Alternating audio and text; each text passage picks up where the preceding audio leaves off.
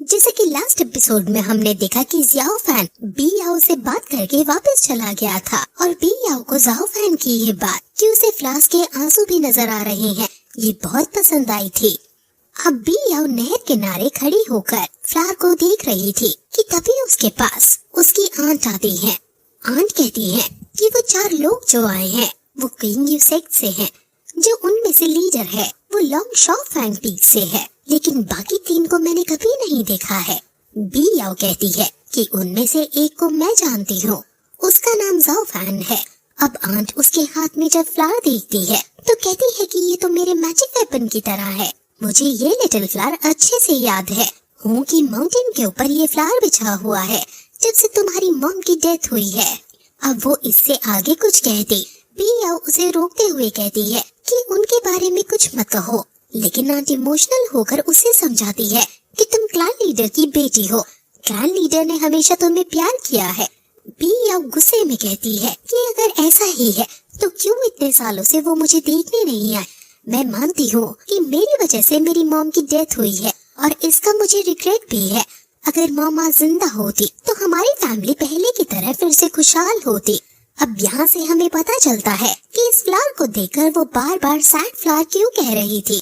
उसकी मॉम ने उसके मैजिक वेपन का नाम सैड फ्लावर रख दिया था। अब वो अपनी आंट से जाने को कहती है क्योंकि वो अकेले में समय बिताना चाहती थी।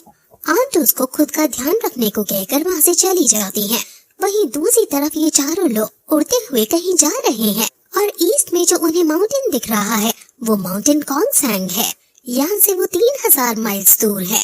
वो पूरा रेड से भरा हुआ माउंटेन है जहाँ कई सारे डेमन स्पिरिट है। 800 साल पहले वो डेमन्स के मिलने की जगह हुआ करती थी, लेकिन अब यहाँ क्या है वो बहुत रहस्यमयी है और ये वही जा रहे हैं। ये लोग 10 दिनों से उड़ते जा रहे हैं और अब ये पहुँचने ही वाले हैं। वहाँ इन्हें इंसेंस वैली और तियानी टेम्पल के लोग भी मिलेंगे। अब थोड़ी देर में वो फाइनली कॉन्गसैंग माउंटेन पहुँच ही जाते हैं। अब वो जैसे ही उतरते हैं बहुत सारे चमगादड़ उन पर हमला कर देते हैं। ये कॉन्गसैंग माउंटेन बैट है जिनको ह्यूमन ब्लड काफी पसंद होता है और फिर तभी उन्हें 1000 बैट केव दिखती है। ये बैट्स बहुत सारे थे इसलिए इन्हें लड़ने में काफी दिक्कत हो रही है, लेकिन तभी उन्हें एक आवाज सुनाई देती है कि ये बैट्स लाइट से डरते हैं।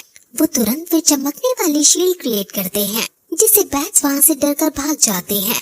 और फिर वहाँ तभी त्यानई टेम्पल और इंसेंस वैली के कई सारे 3 मॉन्क और 2 वॉरियर आते हैं। ये दोनों आपस में एक दूसरे को ग्रीट करते हैं और अब ये केव के अंदर जाने का डिसाइड करते हैं। असल में ये जगह डेमन से भरी हुई है और वो बैट्स तो केवल एक प्रकार के डेमन्स ही थे। यहाँ इनका सामना कई सारे डेमन से होगा और इनका काम डेमन्स को मारना ही है। मॉन्क सभी को केयरफुल रहने को कहते हैं क्योंकि आसपास एकदम से काफी सन्नाटा आ गया है। एक मॉन्क ज़ाओ फैन से कहता है कि आगे खतरा है, इसलिए तुम चाहो तो हमारे पीछे चल सकते हो। ज़ाओ फैन ये देखकर हैरान हो जाता है और मॉन्क से पूछता है कि क्या आप मुझे जानते हो।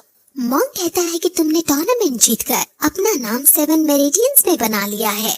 ये सुनकर ज़ाओ फैन शर्मा जाता है और वो लोग आगे बढ़ते हैं और वो गुफा की गहराइयों में पहुंच जाते हैं।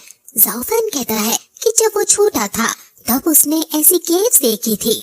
ये केव भी बहुत अंधेरी और गहरी है, इसलिए हमें सावधान होना होगा।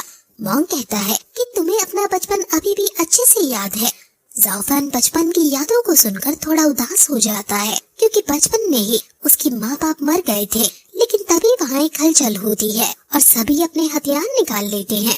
सीनियर लाइट से आसपास देखने की कोशिश करते हैं और उसे पता चल जाता है कि यहाँ कोई डेमन प्रैक्टिशनर मौजूद है। फिर वो तुरंत उनकी आंखों से ओझल हो जाता है। मॉन्क अलग अलग ना होने को कहता है क्योंकि अगर सब अकेले हो गए तो वो हमें मार सकता है। अब तभी वो डेमन प्रैक्टिशनर पीछे से आ जाता है और हमला कर देता है।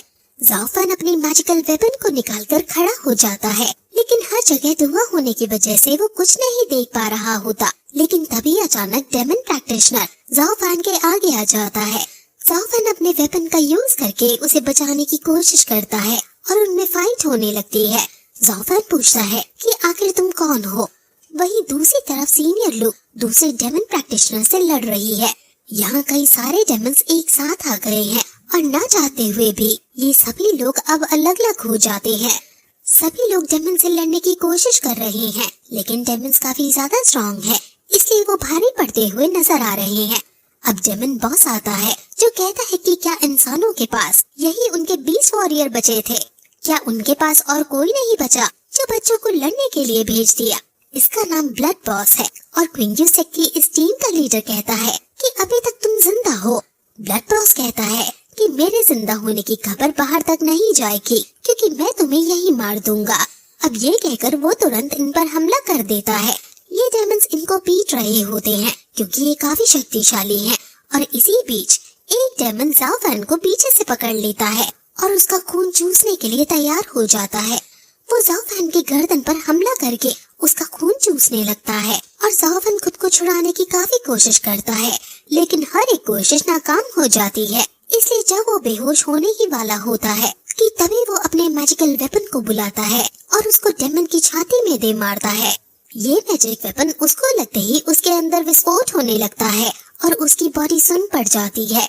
इस डेमन का नाम लाओ सान है और ब्लड बॉस ये देखकर कि लाओ सान कुछ मूवमेंट नहीं कर पा रहा है हैरान हो जाता है और फिर यहीं ये एपिसोड खत्म हो जाता है।